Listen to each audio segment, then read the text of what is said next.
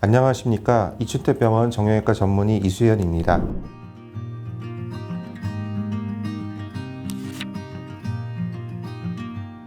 인공관절 수술은 이제 쉽게 얘기하면 망가진 관절에 연골과 뼈를 제거를 하고 기계를 넣어서 재생하는 것을 인공관절 수술이라고 합니다. 기존의 인공관절 수술들은 사람이 손으로 직접 깎는데 로봇 인공관절 수술은 수술 전에 CT를 찍거나 3D 모델링을 만들어 갖고 수술 전에 미리 계획을 해볼 수도 있고 정확하게 어느 정도의 뼈를 제거하고 어느 각도로 뼈를 절제할 건지를 결정해서 수술을 하는 것을 로봇 인공관절 수술이라고 할 수 있겠습니다.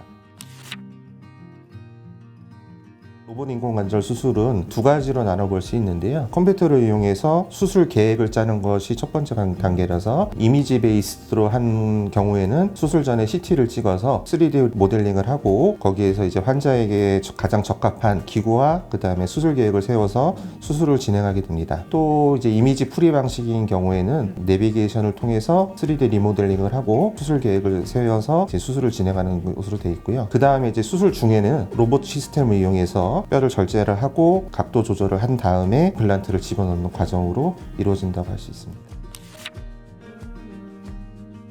로봇 인공관절 수술의 장점은 정확도랑 일관도라고 얘기 드릴 수 있고, 아무래도 이제 손으로 하다 보면 경험과 감으로 할 수밖에 없는데 사고가 안 나게 더 도와줄 수 있는 도구가 로봇 인공관절 수술이라고 할 수 있습니다. 그 다음에 두 번째로는 피가 들렀던 장점도 있고, 기존에 수술을 받았다거나 그 대퇴골에 골수정을 넣지 못하는 경우 수술이 힘들어지는데 그럴 경우에 더 정확하게 수술할 수 있다는 장점이 있고요. 풀 오토 방식의 로봇들도 중간에 센서들이 있기 때문에 문제가 생기면 저절로 멈추게 되어 있습니다. 그리고 그런 센서들이 점점 더 발달되고 있고요. 의사가 그냥 옆에서 놀고 있는 게 아니라 과정 하나하나를 체크해 가면서 수술하기 때문에 문제가 일어나기가 힘듭니다. 또한 이제 세미 액티브 방식들의 로봇들은 그 로봇 자체를 의사가 손으로 붙잡고 있어야 되기 때문에 오차 범위가 지나가면 그 로봇 자체가 멈추게 돼 있어서 흔히 걱정하시는 사고가 일어날 확률이 많다고 얘기할 수 없을 것 같습니다.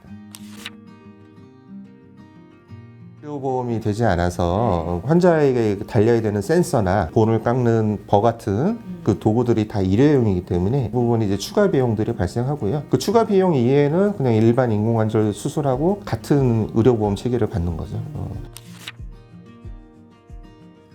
아시아 패시픽 쪽에서 보면은 한 10% 정도가 로봇으로 인공관절을 받고 있는 것으로 되어 있습니다. 우리나라 데이터는 아직 없는 것 같고요. 지금은 한 30-40개 되는 병원에서 로봇이 점차적으로 늘어나고 있고요. 점차 대중화되는 단계에 있다고 할 수 있겠습니다.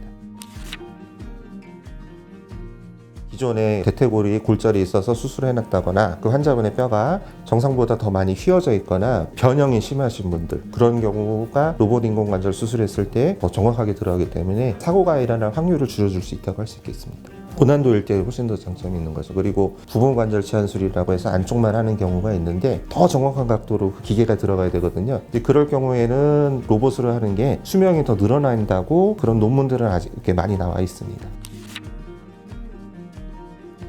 우선은 이제 두 가지로 나눠볼 수가 있고요. 완전히 자동이냐 반자동이냐로 나눠볼 수 있고, 그 다음에 꼭 CT를 찍어야 되는 이미지 방식인지 이미지가 필요 없는 이미지 프리 방식으로 해서 두 개로 나눠볼 수 있습니다. 그래서 완전 자동인 풀 액티브 방식은 지금 저희 병원에 쓰는 닥터 LCT나 큐비오 같은 게 풀 액티브고, 그 다음에 마코나 나비오는 세미 액티브 방식을 씁니다. 나비오를 제외한 모든 그 로봇은 CT 베이스드 방식으로 이미지가 필요한 거로 되어 있고, 나비오만 이미지 프리 방식으로 되어 있습니다. 그렇게 네 개로 나눠볼 수 있고요.